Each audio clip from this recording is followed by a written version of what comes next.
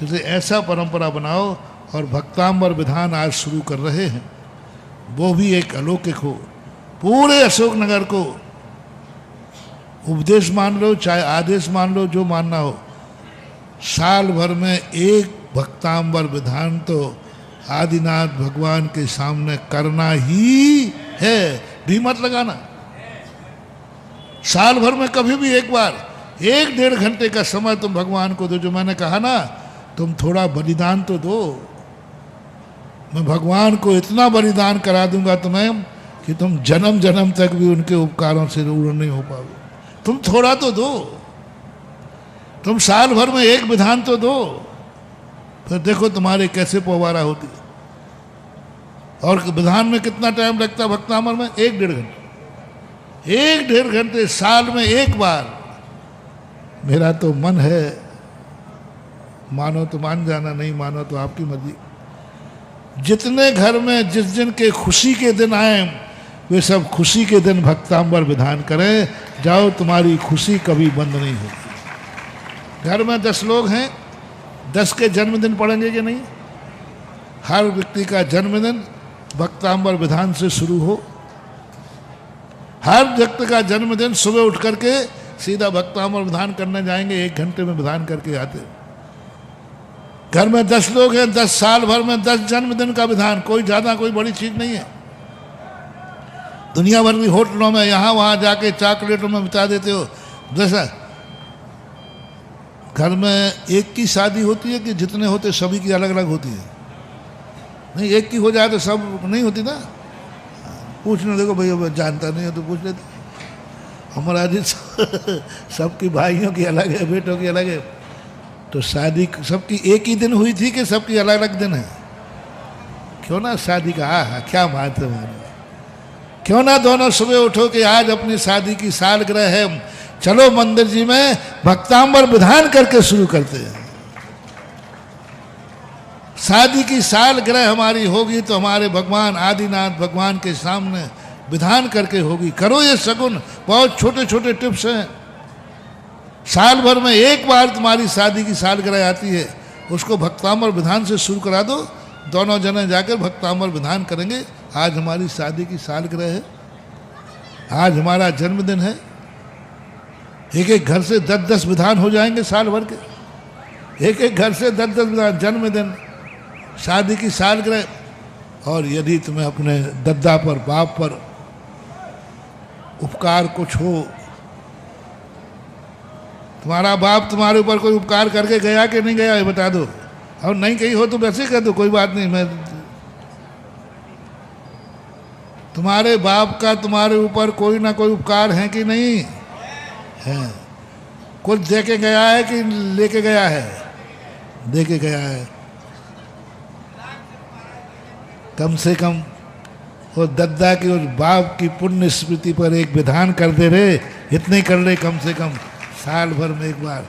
और बाप ने तुम्हारे लिए कुछ तो किया होगा।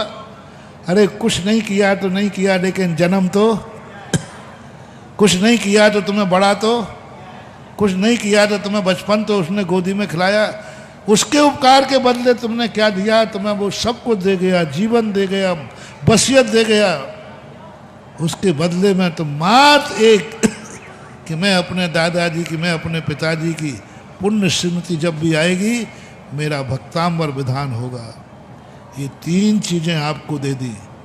पुण्यतिथि, यदि आपको चाहिए कि पितरों का आशीर्वाद बना रहे, पितरों का, पूर्वजों की छाया हमारे ऊपर बना रहे, तो आप अपने पितरों की पुण्यतिथि पर विधान लिखाइए। जब जब पुण्यतिथि आएगी एक विधान होगा। आप अपना सुहाग कायम रखना चाहते हो, दोनों का बना रहे, कितने जन्म तक चाहते हो जोड़ी? 7 जन्म तक। अरे वाह, कोई बात नहीं। मैं किसी चीज को मना नहीं करता, विधि बताता हूं। चाहते हो कि 7 जन्म तक जोड़ी बनी रहे, तो जाओ दोनों जोने शादी की सालगिरह पर भक्तांबर विधान आदिनाथ भगवान के सामने करना। तुम चाहते हो कि जैसा कुल में हमारा जन्म हुआ है, अच्छे कुल में जन्म हुआ है, और अच्छा कुल तुम्हारे लिए मिल गया है।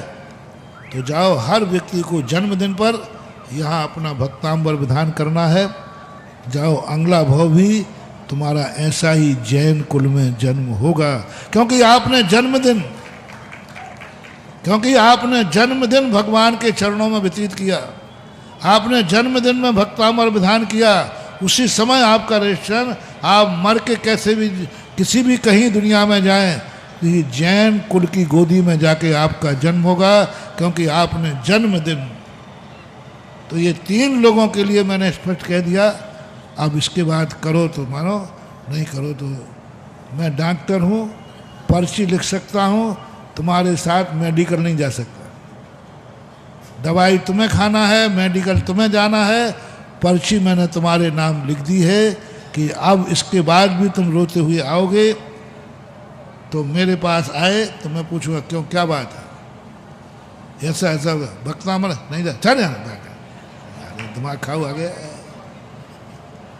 इतना बढ़िया रास्ता बता रहा हूँ, और 1-1.5 घंटे की बात है, और साल भर में 2-4 विधान पढ़ेंगे, 5 विधान पढ़ेंगे। सब करो महानुभाव।